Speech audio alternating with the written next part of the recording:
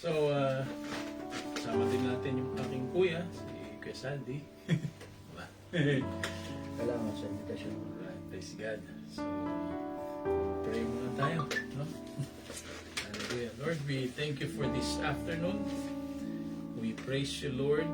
Muli po kaming nagpapasalamat, Lord, sa inyong nga pong biyaya, Ama. And safe na nakarating dito si Mayor, si Lovely, and si Kenneth. Lord, maraming salamat po sa answered prayers, Lord God. Maraming salamat nga po, Ama, sa inyong kabutihan, Lord. Patuloy nga po kaming lumalapit sa inyo, Lord God, na ikaw nga po ang sumama sa amin ngayong tanghaling ito, Lord. Sa amin nga pong pagbubulay-bulayan na inyong salita. Bless this message, bless our hearts, and Lord, tumanim nga po sa mga bawat puso namin, Ama, ang inyong salita, Lord. We praise you, Father, in Jesus' name. Amen. Amen. So, as I was saying kanina, no? 4 months ago, si Lovely, tandang-tanda ko yun, nasa van kami.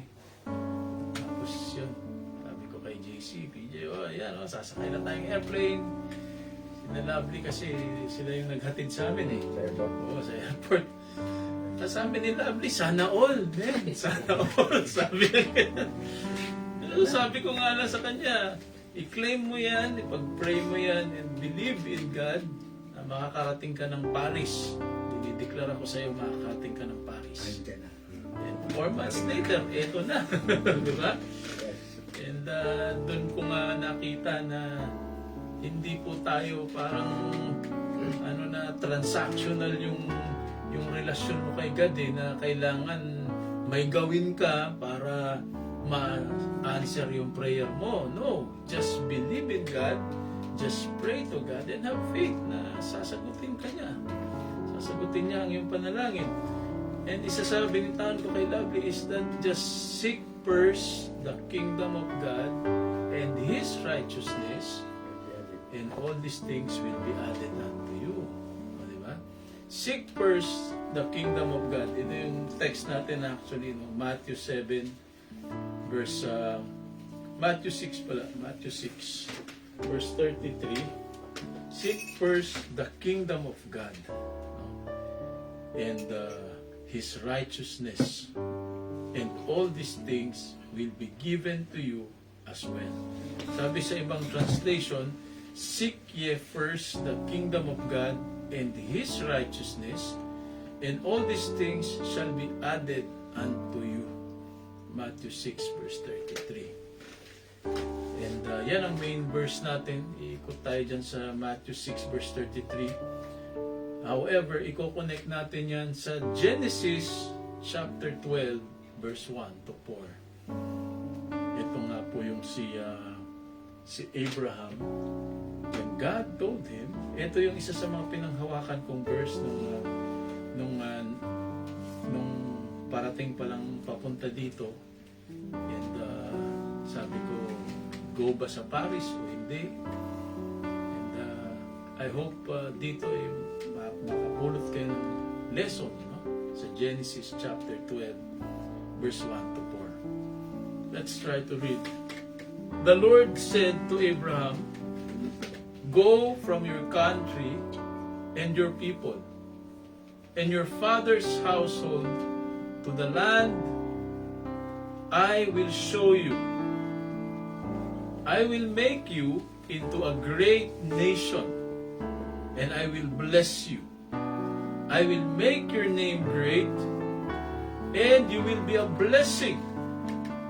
Sino may gusto niyo maging blessing ka? Diba? Kung dati daw, nasanay ka na ikaw yung tumatanggap ng blessing, this time, ikaw naman ang gagawin ng Panginoon na maging daluyan ng blessing. And you will be a blessing. I will bless those who bless you, and whoever curses you, I will curse. And all people on the earth will be blessed through you. Diba? So, ang promise ng God is that I will make you a blessing.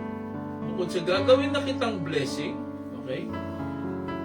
Take note, ikaw ang blessing, ha? I will make you a blessing. And, bukod sa gagawin kanyang ikaw ang blessing, all peoples on the earth will be blessed through you. Sa pamamagitan mo, mabibless ang tao. He makes you a blessing, and then ikaw, imagine, hindi lang nag-aantay ka na ng blessing, ikaw mismo ang blessing. Diba? Yung tipong presensya mo pa lang, tuwang-tuwa na yung mga tao, makita pag umukha mo. So, nagbibigay ng blessing sa mga tao. Hindi yung makita ka pa lang, dito na naman si Emil. Umalis na tayo dito, sungit-sungit yan. Dito na naman si JC. Mismong tatay niyan, in-scam niyan. Sabi, kape daw yun, hindi naman kape. O, diba? Diba? Diba? Ikaw, pag nakita ka pa lang ng tao, tuwang-tuwa sila sa presence mo. Diba? Tuwang-tuwa sila sa pagmumukha mo. Diba? And so, anong ginawa ni Abraham? So, Abraham went as the Lord had told him. And Lot went with him. Abraham was 75 years old when he set out from Haran. Ilan taon daw si Abraham? 75. Very old, ha? O, di ba? Tandaan natin yung edad ni Abraham, 75. Parang ikaw lang. Diba? He took his wife, Sarai. Yung name nga pala nito ni Abraham, Abram pa noon. Abram. Okay? He took his wife, Sarai, his nephew Lot, all the possessions they had accumulated, and the people they had acquired in Haran. And they set out for the land of Canaan, and they arrived there. Okay? Dito sa parang pagka binasa mo, parang umalis, nakarating. Okay? But actually, they traveled about 40 years. 40 days. 40 days. So, si Moses yun, yung 40 years. Ah. Okay?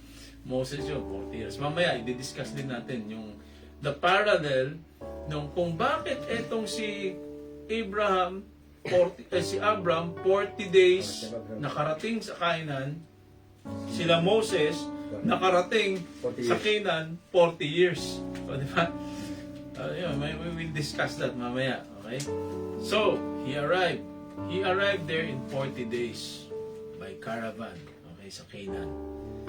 And yan yung pag-uusapan natin ngayon. Si Abraham. And tinawag siya. No? Sinabi sa kanya ng God, pumunta ka from Haran, pumunta ka, umalis ka dyan. Parang tayo, no? From Philippines, umalis tayong Philippines, puntang Paris, di ba? May plano na pumuntang Paris? Dati wala. Dati wala, di ba? Ganun din si Abraham. May nabasa ba kayo na may plano dito? Di ba? Wala. Ang sinabi lang, then Abraham went. Okay? Pumunta ka. To go from your country, your people, and your father's household to the land I will show you. Abraham, nung time na yun, wala pang mapa noon. walang train noon, walang SNCF, walang Google. O, diba? So, Abraham didn't have a map. He received an order from God. He received a mandate from God. Umalis siya sa Haran. Parang tayo, sabi nga ni Karen, itong si Lovely, 4 katulong niyan sa Pilipinas. Ganon din si Abraham. Umalis siya. Anong nangyari? He left comfort. Umalis si Abraham, iniwan niya yung komportabling buhay sa Pilipinas. Ako din, umalis akong Pilipinas, iniwan ko yung komportabling buhay doon. May kondo na kami doon, 2 sasakyan. Tapos, GSRT engineer na ako noon sa Nokia. O, di ba? Papasok ka ng office, naka-neck and tie ka. Ay, naka-coat and tie. Naka-neck and tie. Naka-coat and tie ka, papasok ng office. Air condition ka.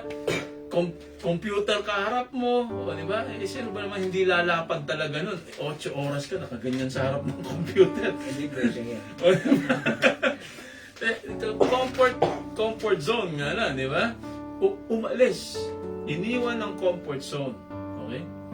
This is the first lesson in seeking, kanina, di ba, yung verse natin, is seek ye first the kingdom of God and His righteousness. Okay, this is the first lesson in seeking the kingdom of God. Obedience before clarity. Hindi nagtanong si Abraham, sabi ng Panginoon, malis ka dyan. Hindi siya nagtanong, saan ba ako pupunta? Di ba? Anong gagawin? Ang sinabi lang ng Panginoon, go from your country, your people, your father's household to the land I will show you. Lord, saan?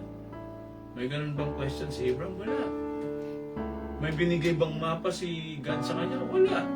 Obedience before clarity. Okay? Sumunod ka muna.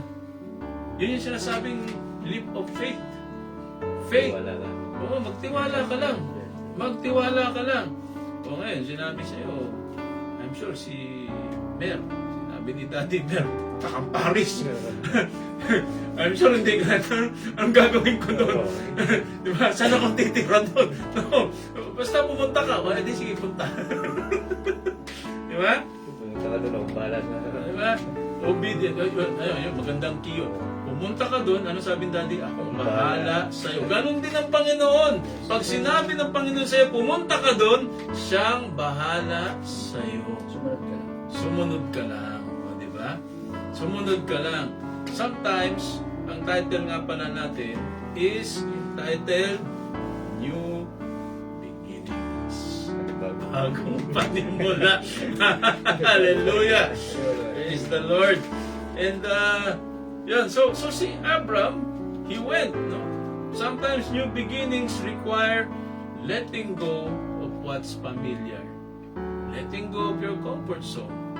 Letting go of your friends. I'm sure ikaw, may naiwan kang kamarkada doon. Di ba? Si Kenneth, may naiwan kang girlfriend. Girlfriend niya, marami. Naiwan Si siya. Mer, Magmumultiply yan si dito sa Merten, complex. marami na yun. Ay. Kung isa, magiging sa dito. Si Mer, naiwan yung mga tauhan. Mga nasa buhay. Bala na kayo dyan. Girlfriend din. O bago nyo nga mo si Pekto. Diba?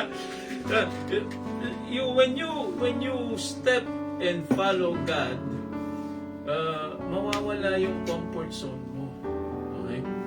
Ako din naman, nung binigay sa akin ng Panginoon yung walls of grace, and sabi ko, okay, sige. Hindi ako tanong gagawin ko, sinong magiging mga officer, sinong song leader ko. Wala. Basta, umabante ka lang. Just do it. Just do it. Sabi nga nung Nike, di ba? Just do it. Eh, sabi ko nga doon sa just do it. Yung do dyan, actually, ako yan. Yung do dyan is short for Eminaldo. It. Just Eminaldo it. Di ba? Wala pa tayong song leader, men. Wala pa tayo song leader. Gusto mo, ikaw. Pwede din kami dalawa ni King King. O, di ba? Hallelujah. Yan, may isang leader na tayo. Di ba? Song leader na sila. Kulang siya sa practice. O, di ba? Kasi ako, New girl beginnings require letting go of your comfort zone, your what's familiar, even the good things. You let go of the good things. Diba? Naiwan na. Ano ako noon? Kaya kami dalawa ni JC. Diba? Diba? Yung you let go of the good things. May sana. Yung magiging leader ka na. Yung Hindi taga-compose tayo ng ang kanta nila. magbibigay niya si Lord. Marunong siya mga... Papadala. Oo. Gitara. Dito madali na makuha rin mga gamit. Natin na lang. So yun. Kaya lahat ng When mga leads the- nila sa church nun. Mamaya May pag-usapan chair natin pag- sinong Kaya- magiging ano natin. No? So next, sabi, go. Diba? I will show you. Saan? To the land I will show you. God did not give a map, just a direction. faith means trusting the destination even when it's undefined. Kahit malabo, kahit walang blueprint, God's promise are often revealed step by step. Diba? Ano namang hihitain ko dyan pag sumunod ako? O, diba? Ano mapapala ako pag sumunod ako? Ito na. The blessing of obedience. Anong sabi ng Panginoon sa verse 3? I will bless those who bless you, and whoever curses you, I will curse. And sabi pa niya, I will make your name great, and you will be a blessing. Sabi sa ibang translation, I will make you into a great nation, and you will be a blessing. When sinabing, I will make you into a great nation, I will make your name great. Verse 2, I will make you into a great nation, and I will bless you. I will make your name great, and you will be a blessing. Diba? So sabi dito, ito palang mangyayari pag sumunod ka. Bukod sa magiging blessing ka, okay, ang blessing is that Abram's obedience, this will unlock generational blessings. Generational impact yun natin. When you say generational impact, yung blessing na nare-receive mo, hindi lang ikaw magtatamasa niyan, kundi yung anak mo. Hindi lang anak mo magtatamasa niyan, kundi yung apo mo. Hindi lang yung apo mo magtatamasa niyan, kundi yung apo sa apo mo. Yan ang magtatamasa niyan. You are going to unlock generational blessings, generational favor, and katumbas niyang pag-unlock mo ng generational blessings, generational favor, is ang nangyayari niyan, you are blocking generational curses in your life. Amen? Matatanggal yung mga generational, when you say generational curse naman, yung mga problema na ng tatay mo, problema ng lolo mo, problema ng uncle mo, problema ng auntie mo, halos buong angkan yan ang problema. Dahil sumunod ka at nagtiwala ka sa Panginoon, those generational curses, they will be blocked. Okay? Ako, nasubukan ko. Sumunod lang ako sa Panginoon. Sabi ko, susunod ako. And isa sa mga na-block na generational curse sa buhay ko is yung pambababae. Wala. Saan mo ko niyan? Mula sa lolo ko, kinikwento ng nanay ko yan. Mula sa lolo ko, hanggang sa tatay ko, sa uncle ko, sa auntie ko, father side, lahat yan. Kung hindi may kabit, broken family, pangalawang asawa, pangatlong asawa, sira ang anak. Wala, sira ang pamilya. Pati tatay ko ngayon, babaero. Kaya iniwan ng nanay ko. Sana yung anak mo hindi. O, di ba? PJ. Pero sabi ko nga this curse will end in my watch. So, yan. Amen. Buo yung, hindi lang buo pamilya ko, buo ang pamilya ko dito sa Paris. O, di ba? Hallelujah.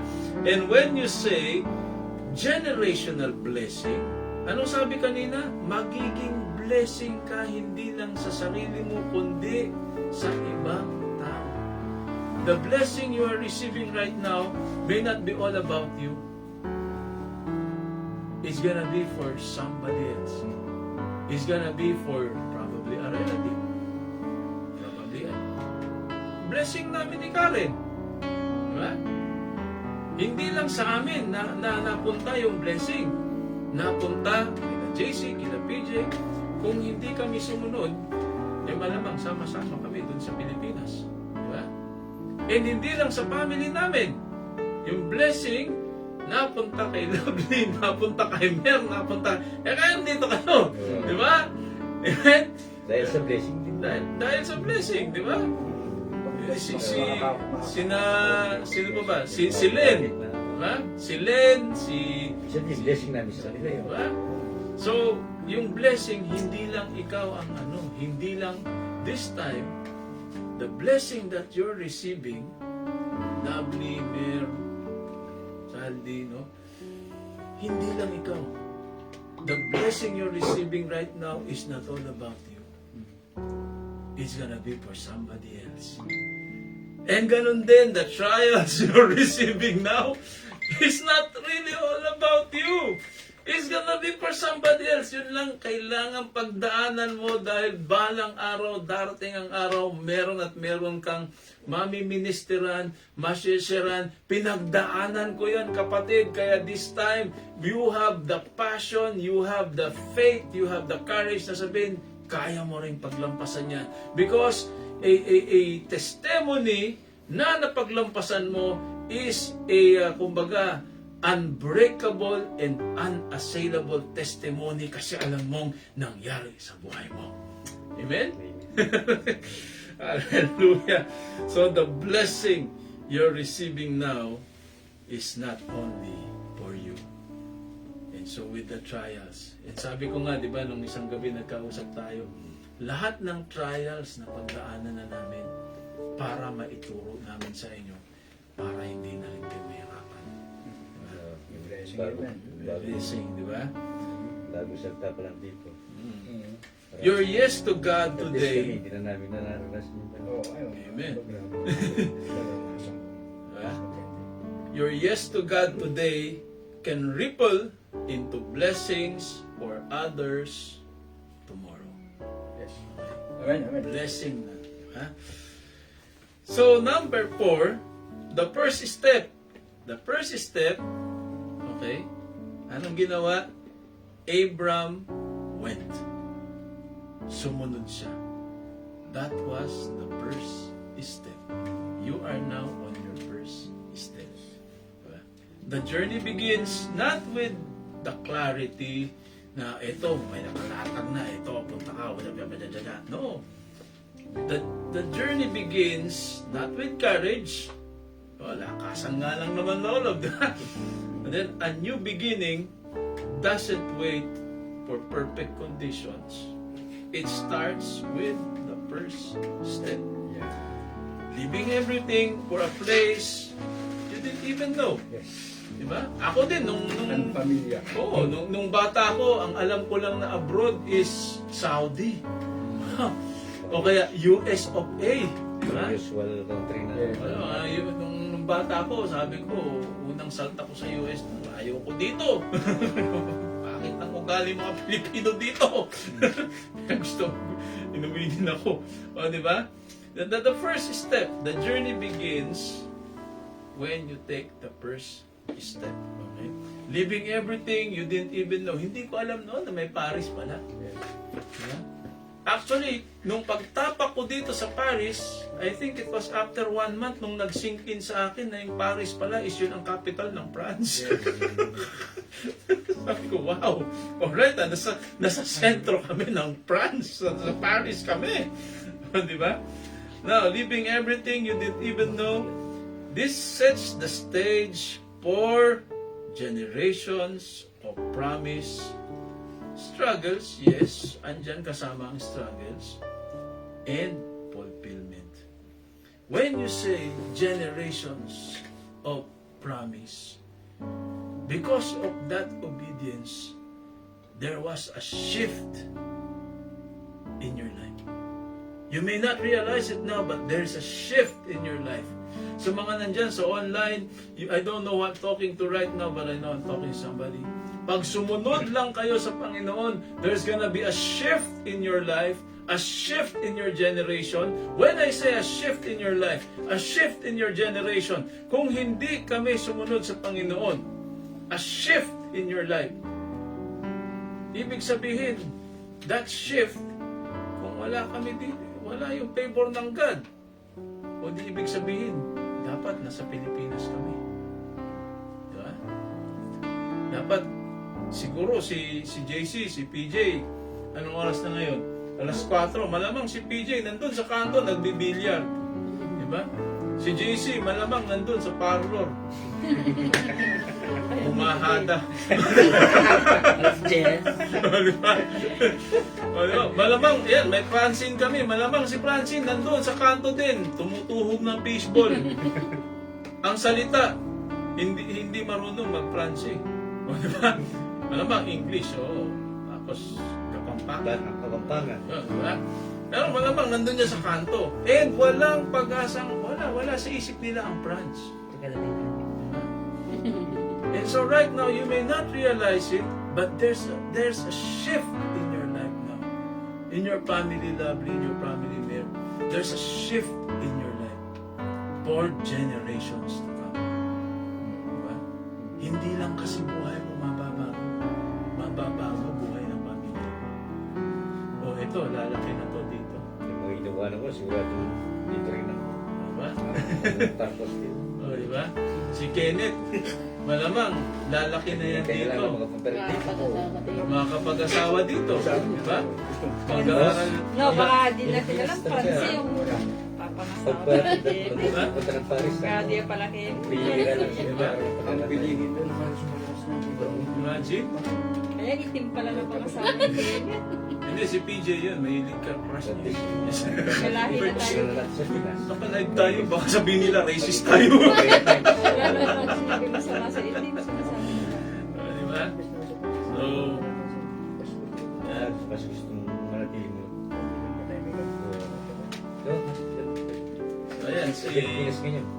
Si Kenneth, dito na mag-aaral. Nasa Kung hindi kayo sumunod Barcelona.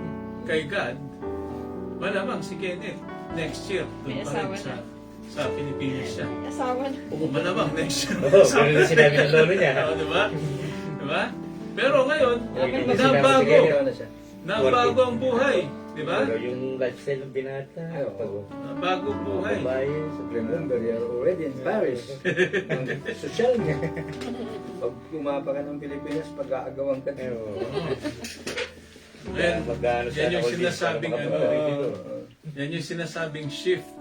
Na this time, hindi ka na mag-aaral next year sa Kaluluwan. Ay, saan ka na ba? Dapat sa Tarlac ka mag-aaral next year, di ba? This time, dito ka na mag-aaral. Dito ka magka-college, dito ka magtatapos, dito ka magkakaasawa, dito ka magkakapamilya. Imagine kunanan na dati taga-parulong lang nandito sa France. O, di ba? Bahira na kunanan yung French. Diba?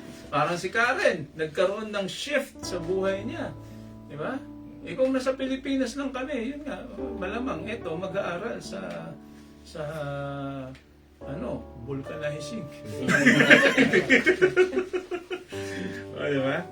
So, it took Abraham 40 days from Haran to Canaan. Okay, ito na yung sinabi ko kanina. It took him 40 days from Haran to Canaan.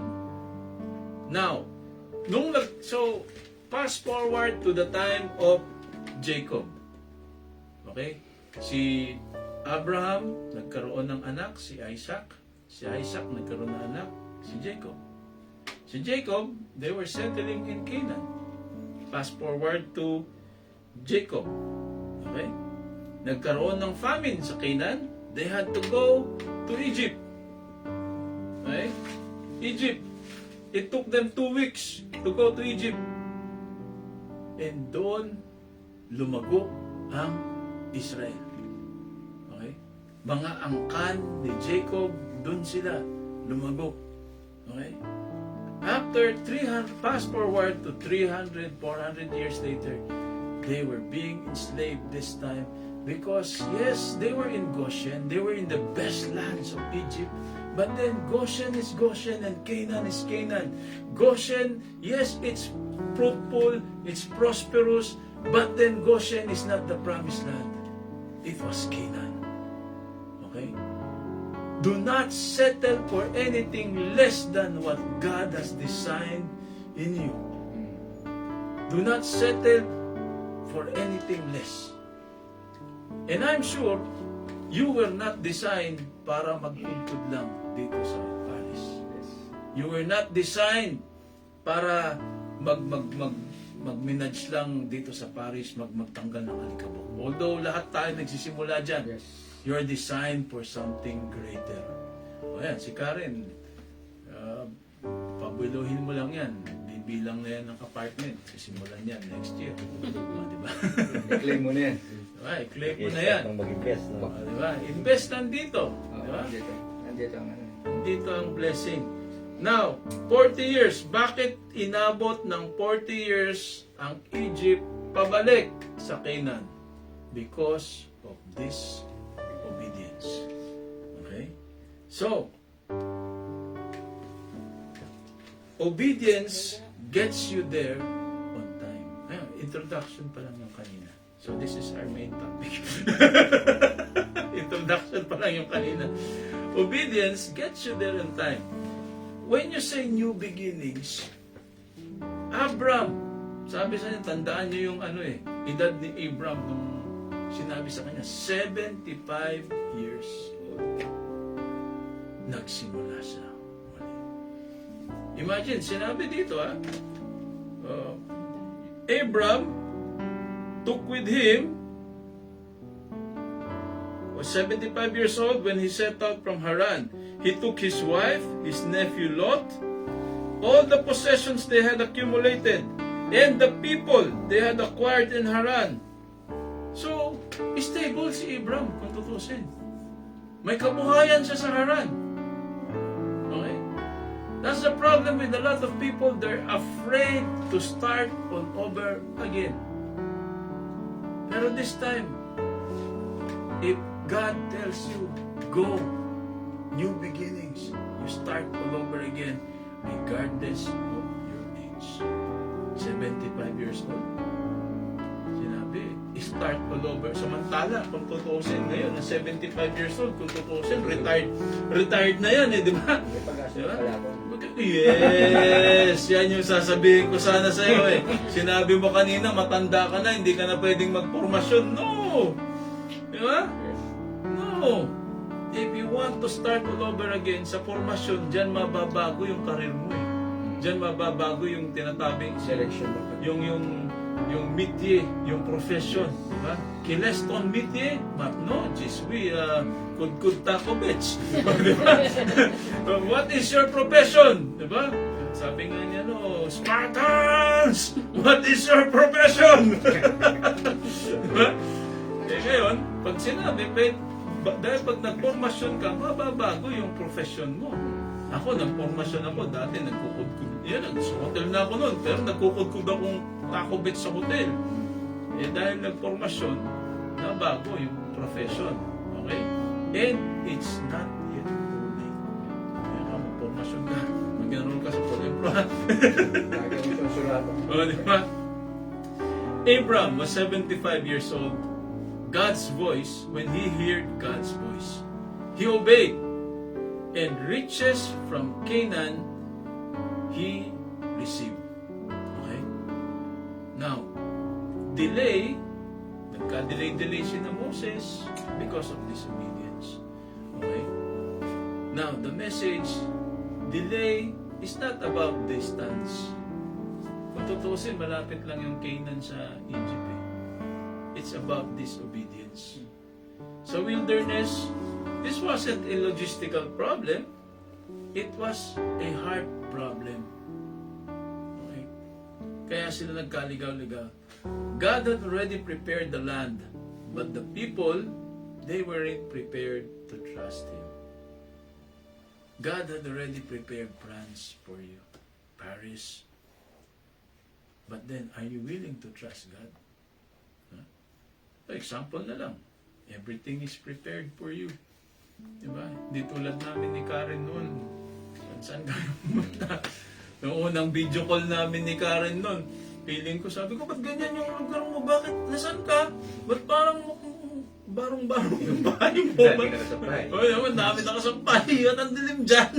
Mamalita, sorry. Ito naman. Totoo naman. Diba? Yung daming Pinoy, ganun. Mismo si Mamalita, yun yung tinirahan ni Karen. Kinikwento niya, nakatira lang sila sa maliit din. Diba? Now you're here. Diba? Everything is prepared for you. But then the thing is, are you willing to trust God? Okay, because ito lahat useless to.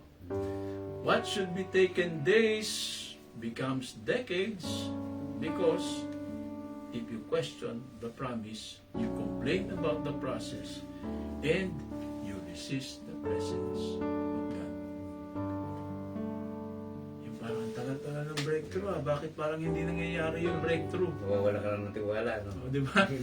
Magtiwala ka lang kay God, di ba? Oh. Magtiwala lang kay God. Kapit.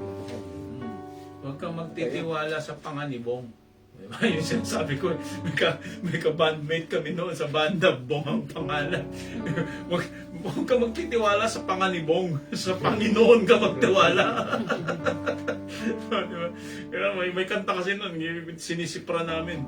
Magtiwala ka sa Panginoon. Pasok ba naman siya? Pinabog. Yung bahista namin yun. Bit niya yung bass. Magtiwala ka sa panganibong. Buhay pa ba ngayon yun? Pastor na rin doon sa Pilipinas. Baka mapanood din na to. Si Pastor Jeffrey nanonood dyan sa Pilipinas. Di ba? Abram, this is an echo. Yeah, malapit tayo tapos. This was an echo of Matthew 6, verse 33. Seek first the kingdom of God and His righteousness. Diba? And His righteousness. Hindi sinabi seek lang ang kingdom of God. Maraming mga tao busy-busy sa kingdom ng God, busy-busy sa church, busy-busy sa ministry, busy-busy sa kung ano nung pinagagawa sa church. Pero yung mismong righteousness ng Panginoon, mismong yung presensya ng Panginoon, mismong yung pakikipag one-on-one kay God, wala silang time. Busy-busy sa kingdom, o busy-busy sa ministry, walang time sa King. Seek first the kingdom of God and His righteousness, and all these things shall be added unto you. All. Hindi sinabing some. Oo, hindi sinabing some. Hindi sinabing Ito lang. ito lang. Limitado lang. Diba? Limited. Sabi all. Ibig sabihin, kaya yan, dalawang anak. Hindi sinabing si PJ lang shall be here in Paris. Everybody. All. Dalawa. Because you seek first the kingdom of God. Okay? Amen. Amen. All these things shall be added unto you. Abram sought the kingdom of God first, leaving behind comfort zone, leaving behind his land, leaving behind yung mga gusto niya. But then yun, he seek God first, and hindi lang, I'm sure, nung si Abram, iniwan niya yung Haran. Malamang may lupa siya na 5 hectares, 10 hectares. Eh dito, buong Canaan ang binigay kay Abram. Buong Canaan. Okay? The Israelites sought comfort, control, and convenience. Kaya yun, disobedient. 40 years. Okay? Hindi kasi porket nag-serve tayo sa Panginoon, ibig sabihin wala nang problema. You expect problems, you expect storms. Diba? Susunod lang ba tayo pagka komportable? Conditional yun. Diba? Conditional yun. Diba? Saan ka na ulit? Sa Mudong, di ba? Yes. Layo ng Mudong, ang nagawa mo dito. Di ba? Sabi nga ni Kuya Sandy kanina, traveling here is a pain in the, huwag nating sabihin at masisensor tayo. Di ba? Kasi huminto yung train niya eh. Diba? Bagage na naiwan. May baggage na naiwan. Subukan na po. Diba, diba? May bagahin, sinusubukan ka eh, di ba? Kung tutuloy ka rin ba? Tutuloy ka pa rin ba o atras ka na? May word pala, may word para sa Seeking the kingdom isn't just about direction, it's about alignment. Alignment sa purpose ng God sa buhay mo, alignment sa plano ng Diyos sa buhay mo, alignment sa iyong destiny. Hallelujah. Hallelujah. Hallelujah. Mararamdaman ko Diba? na nakaguide siya sa lahat ng ginagawa sa lahat ng Amen. Amen. O, diba? that alone is a message all by itself. Seeking God is alignment Delay. of destiny. Ibigay mo siya. Lahat. Gusto mo siya. Siya ang bala. Yun. You will experience talaga yung peace na hindi mo pa naranasan sa kahit gaano pagbigat ang problema. Basta ibigay mo sa kanya. Katuwa lang. Amen. So our questions for today, what's delaying you? May pinagpipray ka ba? What's delaying you? Hindi ito yung, ay, delayed ako ng 2 weeks. Paano ba yan? Ay, delayed ako ng 1 month. No, hindi yun. What's delaying you? May pinagpipray ka, bakit hanggang ngayon hindi nangyayari? Seek po natin yung mga puso natin. Baka meron pa tayong hindi sinusuko sa Baka may Panginoon. kulang pa. Baka meron pa tayong hindi, Salvation. meron pa tayong agam-agam. Or mismong disbelief na mangyayari ba sa akin yun? Diba? Faith. I'm sure kahit sinong matinong tao, sabihin mo, makakarating ka ng Paris. Di ba? Maniwala ka lang. Di ba? Makakarating ka ng Paris. I'm sure, siguro, baliw itong taong to. Paano makakarating ng Paris? In 4 months, ayan o, nakarating ng Paris. Hallelujah! Woo! Wala imposible sa Panginoon. What's delaying you? O, di ba? Are you walking in obedience or circling in delay? O, di ba? Is your heart aligned with the promise of God or are you resisting the process? Kasi pag may inatang ang Panginoon sa iyo, ganun din naman yung Israel eh. Before they became a great nation, bago nangyari yung sinabi ng God sa kay Abram, 400 or 300 years ago, this is Abram, sinabihan ng God, I will make you into a great nation. Bago nangyari yan, ang daming proseso pinagdaanan ng Israel. Oh, after World War II, anong nangyari sa Israel? They were granted by the UN. Oh, ito, kayo, mga Jewish people kayo, mga ano, dito kayo sa Israel, ito, lupa nyo yan. Anong nangyari? Mga Arab nation, nakapaligid, nilusob sila. Israel was standing alone, a very young nation. 5 days old the nation, or 3 days old pa nga lang yata eh. Nilulusob na sila ng mga Arab nation. Anong nangyari? Talo ang Arab nation. Because they are a great nation. The promised people, the promised land. O, diba? Don't let disobedience stretch into a 40-year journey. Okay? 40 years in wilderness. Sumunod ka lang sa Panginoon. Baka 40 minutes lang. 40 days na journey lang kay Abram. Ito nangyari dahil disobedience 40 years. Yes. Ayun nga, pag sumunod ka, 40 minutes lang. Kaya imposible sa kanya. Yung ibang mga tao, yun nga, no? Ang dami nating experience. Yung mga nandito sa Paris, bago nakarating ng Paris, na-upload pa lang siguro pang ilang beses na, sawang-sawa na nga yung immigration sa ikaw na naman. Sige na nga, pumunta ka na doon, di na kita i-upload. Di ba? Or nagkaligaw-ligaw, na peke, na scam. Yes. But then, yun nga, Happens. because sumunod sa Panginoon, naniwala sa Panginoon, 4 months sa Paris. Sumunod kay Karen. Ako, 1 month. Nakasunod. December, January, di ba? Diba? January, lumabas visa ko. Di ba? Ano man. Kasi, basta sumunod ka lang. Ako kasi nung sumunod ako sa Panginoon, sabi ko, nag-decide ako, pag hindi ako sumunod sa asawa ko, mawawasak pamilya ko. Kaya susunod ako sa asawa. Hindi na lang. So, Buti na ganun. lang. Obedience. Yes. Okay, obedience. Again, new beginnings. Kung may nililid sa inyo ang God, those online, if God is telling you to do this, to do that, it's not yet too late. for new beginnings. You may have invested already. Kung saan ka nga nandun, yung sa current career mo ngayon. Yes. But then if God is telling you to do this, obey ka lang. Stay humble.